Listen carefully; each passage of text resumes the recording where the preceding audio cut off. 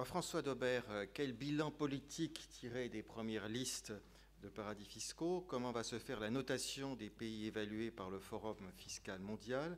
Y a-t-il des pressions diplomatiques? Est-ce qu'on peut faire preuve d'optimisme en ce domaine? Merci de me donner l'occasion de participer à votre colloque. C'est d'ailleurs pas la première fois. Et je voudrais à mon tour féliciter les ONG pour le rôle formidable qu'elles jouent pour plus de transparence, pour que ces pays qui sont dénommés paradis fiscaux, ces juridictions, le soient de moins en moins, qu'il y ait de moins en moins d'argent et de milliards qui transitent par ces pays, qui y restent, qu'il y ait de moins en moins d'escroqueries et de trafics divers qui les utilisent comme carrefour, et qu'il y ait aussi, et je crois que c'est un élément qu'il ne faut jamais oublier, qu'il y ait de moins en moins d'utilisation des paradis fiscaux pour prendre l'argent dans les pays en développement et le perdre on ne sait où. Donc les enjeux sur les paradis fiscaux sont considérables. Il y a d'abord un enjeu évidemment de la lutte contre les paradis fiscaux. Il y a d'abord un enjeu financier. Bon, c'est vrai qu'aujourd'hui, les grands États se passionnent pour les paradis fiscaux. Alors, ils le font depuis un certain temps, c'est un peu à éclipse, mais enfin c'est vrai qu'avec la crise, les déficits budgétaires, on sent qu'il y a de l'argent dans les paradis fiscaux. Alors on confond un petit peu l'argent qui y est stocké et l'argent qui transite par les paradis fiscaux, ce n'est pas tout à fait la même chose, mais c'est vrai que l'estimation, une dernière estimation qui a été faite, officieuse, on aurait entre 20 000 et 30 000 milliards de dollars qui seraient en offshore. L'offshore, ce n'est pas tout à fait l'ensemble des paradis fiscaux, il y a aussi de l'offshore dans des pays qui ne sont pas des paradis fiscaux, y compris des grands pays, mais ça donne la mesure de la question. Alors en même temps, il ne faut pas trop rêver, même si ça va beaucoup mieux, et ça peut aller beaucoup mieux avec les mesures qui vont être prises, j'espère en particulier l'échange automatique d'informations, ça peut également exister au niveau européen, où il y a quand même beaucoup de faiblesses au niveau de l'Union européenne, ça ira certainement mieux pour aller chercher, pour taxer les flux et les stocks qui sont là-bas, voire faire revenir cet argent. Mais il ne faut pas non plus tout à fait rêver.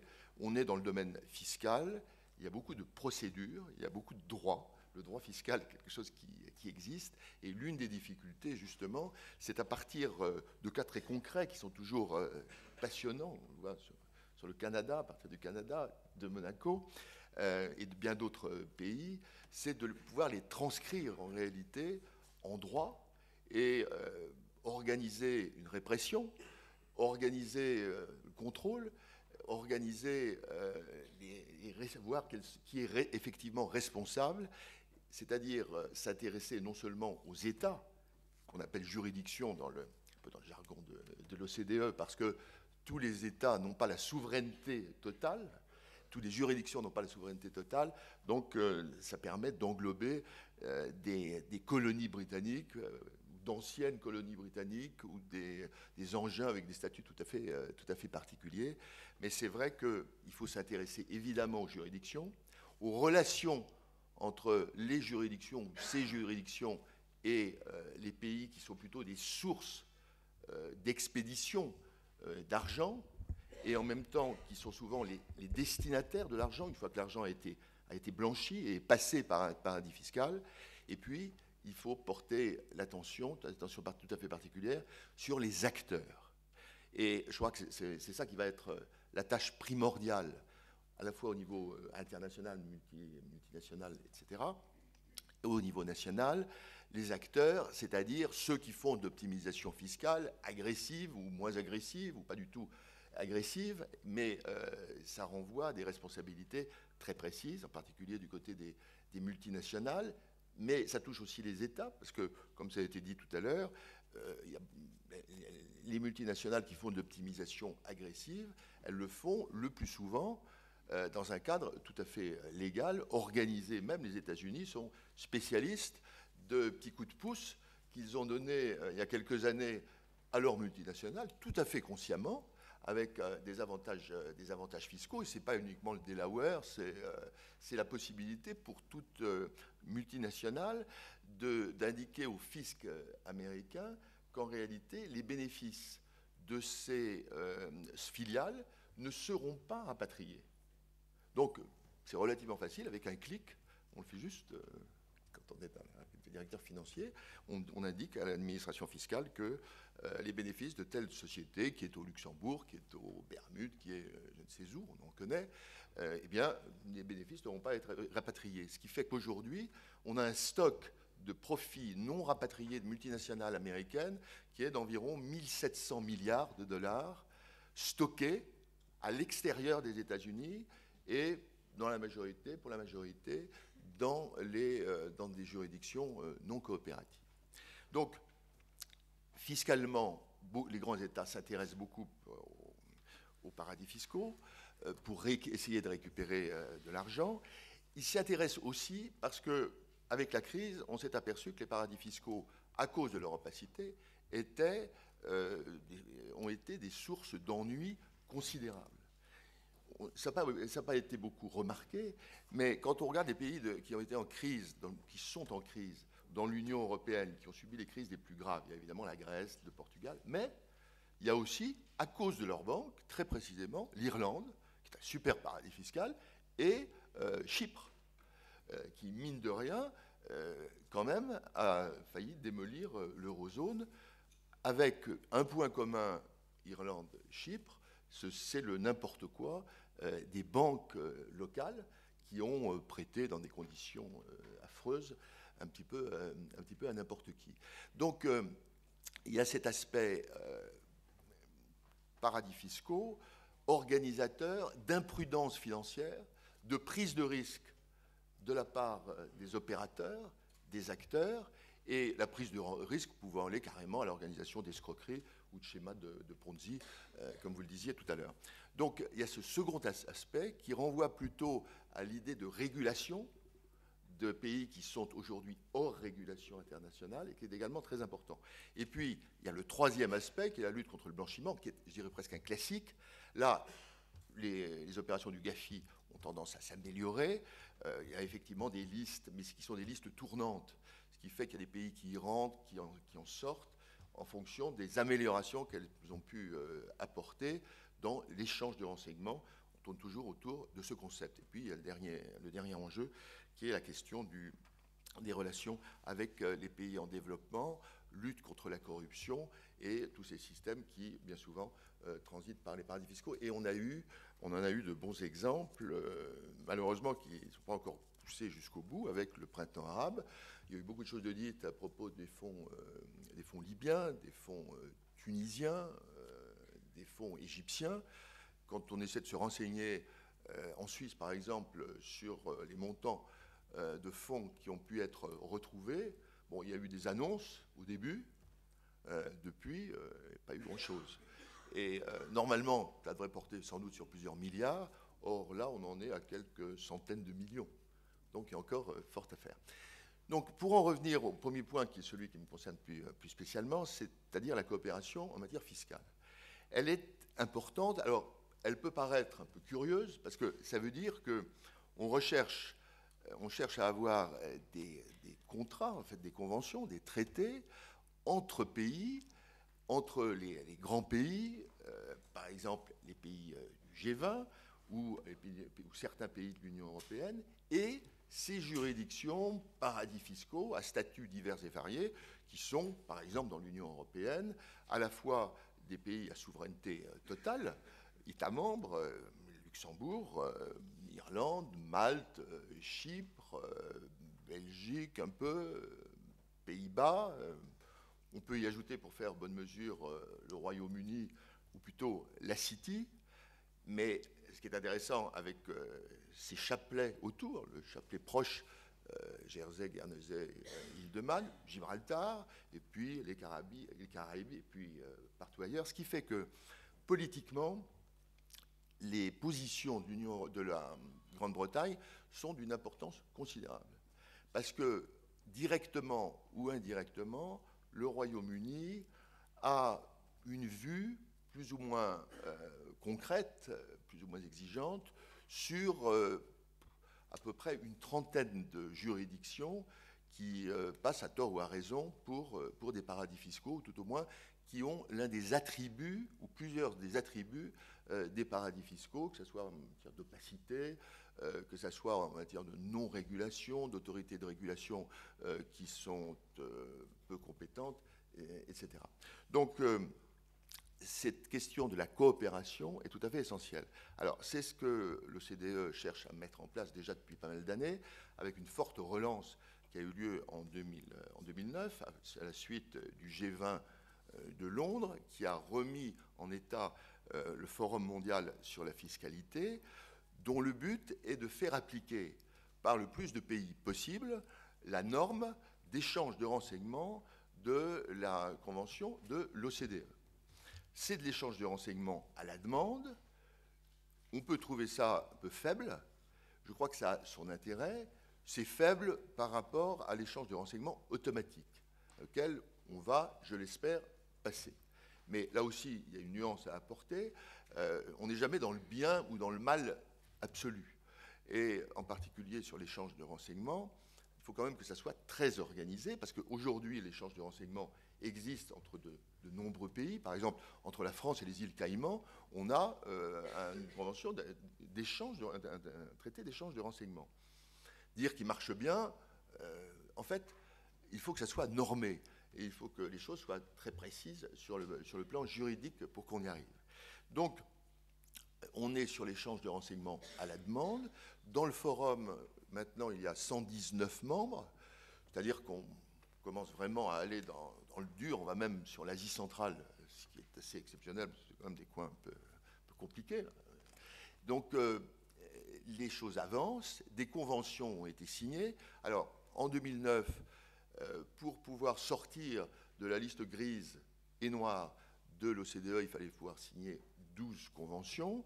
Ces 12 conventions ont été signées par une grande majorité de pays, mais le système a été remplacé par le système que nous gérons aujourd'hui et qui va aboutir, je l'espère, en fin d'année ou au début d'année prochaine, à un système de notation en fonction de chaque pays, en fonction de l'application des critères édictés par l'OCDE en matière de transparence et en matière de contenu de ces conventions. Parce qu'une convention d'échange de renseignements fiscaux, vous pouvez pas lui faire dire à peu près n'importe quoi, mais enfin, pas loin. Donc, il faut bien suivre la norme et surtout que cette norme soit appliquée. Donc, on a procédé en 2 temps. Il y a maintenant 97 pays dont les réglementations ont été examinées au plan de la transparence, en particulier un sujet qui est majeur et qui est un peu sous-estimé, je trouve, aujourd'hui, qui est la transparence des entités qui servent de support, par exemple, à l'ouverture d'un compte pour dissimuler le bénéficiaire réel ou le propriétaire réel. Et dans ce domaine, non seulement les paradis fiscaux ont le ménage à faire chez eux, mais un pays comme les États-Unis, aux États-Unis, vous avez des États, bon, ils sont connus, le Delaware, mais surtout aussi le Wyoming, le Nevada, où vous pouvez en 1 heure monter une société. Et cette société peut même être une banque. Alors évidemment, ce n'est pas la banque grand luxe international, mais elle peut servir de support à des tas d'opérations. Et là, on est dans quelque chose d'un peu compliqué, qui est d'aller vraiment au fond des réglementations locales. Ce qui fait que les États fédéraux posent un problème très particulier pour cet échange de renseignements. On a d'ailleurs un peu le même problème avec la Suisse, qui explique bien souvent, oui, on a une législation fédérale, mais il y a les cantons, et puis vous êtes aussi, il y a également les communes qui s'en occupent. Donc, ça ne simplifie pas toujours le problème. Donc, ce qui est intéressant, c'est que, au vu de l'application de ces critères, on donne des notes, et les notes sur 2 plans, l'existence même de dispositifs en matière d'échange de renseignements bancaires, comptables, etc., des conventions qui sont aux normes, et dans un 2e temps, on est en train de commencer ce travail, voir si tout ce qui est écrit, qui est si bien écrit généralement, ou qui a été corrigé à notre demande, est effectivement appliqué. Donc, ça repose aussi sur les tests que veulent bien faire les pays demandeurs par rapport à des pays avec lesquels ils ont des relations un peu particulières. Tout à l'heure, vous avez cité le Canada avec la Barbade. La Barbade n'est pas encore passée, mais ça va être intéressant de voir si l'administration fiscale canadienne a demandé des renseignements à l'administration fiscale de la Barbade sur tel ou tel contribuable qui, par exemple, n'aurait pas déclaré le compte qu'il a dans une banque de la Barbade à l'administration fiscale américaine. Donc, c'est là où on voit la plus ou moins bonne volonté des États. Encore faut-il que ce dispositif d'échange de renseignements, ils s'en servent. Alors, je peux vous dire que la France s'en sert, que ce n'est pas toujours facile d'avoir les bonnes réponses, mais qu'aujourd'hui, par exemple, on a beaucoup plus de réponses qu'avant. Il y a la question avec la Suisse. On a lancé des opérations d'échange de renseignements. Et sur l'affaire Cahuzac, j'ai une idée tout petit peu différente. Je trouve que ça n'a pas si mal marché que ça. Parce qu'il y a eu quand même un retour. Alors qu'il y a quelques années, vous n'aviez aucun retour de la Suisse quand il y avait une demande d'échange de renseignements. Alors, c'est sans doute pas parfait, bon, ça se verra peut-être un jour, j'en sais strictement rien, mais c'est vrai que l'échange de renseignements se met à fonctionner. Et d'ailleurs, si on veut vraiment aller vers l'échange automatique de renseignements, il vaut mieux aussi en même temps montrer qu'on peut échanger, y compris sur du renseignement à la demande, qui est évidemment un peu plus exigeant, un peu plus compliqué. Donc les conventions se sont démultipliées. On a 1000 conventions qui ont été signées depuis 3 ans. Là où des pays avaient péniblement donc leurs 12 conventions en 2009, maintenant, vous avez des pays qui n'étaient pas très bien vus, il faut reconnaître, qui se retrouvent avec une quarantaine, une cinquantaine de conventions, avec des partenaires avec lesquels ils ont une relation financière réelle, illégale entre guillemets, ou paralégale, et c'est donc intéressant d'avoir ces échanges de renseignements, parce que, en gros, finalement, ça permet d'améliorer le contrôle fiscal et l'efficacité du contrôle fiscal et d'aller chercher l'argent où il est et où il ne devrait pas être. Alors après ça, on peut se demander s'il faut que l'argent soit rapatrié ou si simplement il faut qu'il y ait une transparence, une lutte contre l'anonymat. Il est bien évident que ça passe aussi par une dégradation du secret bancaire dans les pays qui l'ont encore. Cette réduction du secret bancaire est quelque chose qui est difficile à obtenir parce que ça peut très bien être annoncé, ça peut très bien être même écrit, mais il y a des tas de moyens, en réalité, de retarder l'accès, en particulier à l'identité du bénéficiaire, et par exemple l'obligation de passer par un juge, ou le fait qu'il y a une notification au contribuable qui fait l'objet d'un contrôle venant de son pays d'origine. Si vous avez un contribuable français enfin, qui a des fonds en Suisse non déclarés en France, qu'il y a une demande française, l'administration suisse avertit le contribuable en question qu'il fait l'objet d'un contrôle et d'une demande de renseignement. Ce n'est pas dans tous les pays comme ça. Mais il faut savoir en même temps qu'il y a des réglementations, des législations sur la protection des contribuables. Et la règle, je ne dis pas la règle générale, mais enfin la tendance lourde, et ça c'est un peu compliqué par rapport à la lutte que nous souhaitons contre les paradis fiscaux, c'est de donner des droits de défense aux contribuables. Et ce dispositif peut assez facilement passer pour un moyen de protection du contribuable. Alors, dans le dispositif OCDE, heureusement, il est inscrit que chaque pays, même quand il a des dispositifs qui freinent le secret bancaire, chaque pays doit au moins avoir des cas d'exception et prévoir des exceptions où on peut lever le secret bancaire sans qu'il y ait poursuite de la part de ceux qui le lèvent.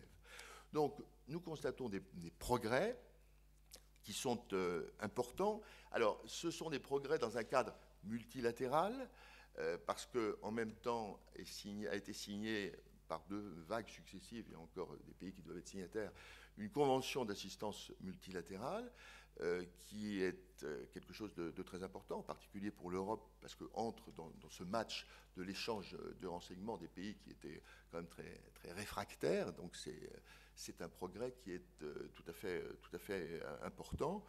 L'échange de renseignements automatique est souhaitable. Pascal Saint-Amand, je pense qu'on en parlera cet après-midi, c'est pas facile, mais il y a apparemment un vent très favorable et qui permettrait en particulier de régler la question européenne avec le Luxembourg et l'Autriche, la Belgique s'étant déjà pliée depuis l'année dernière à l'échange de renseignements automatiques. Encore aussi, faut-il savoir sur quel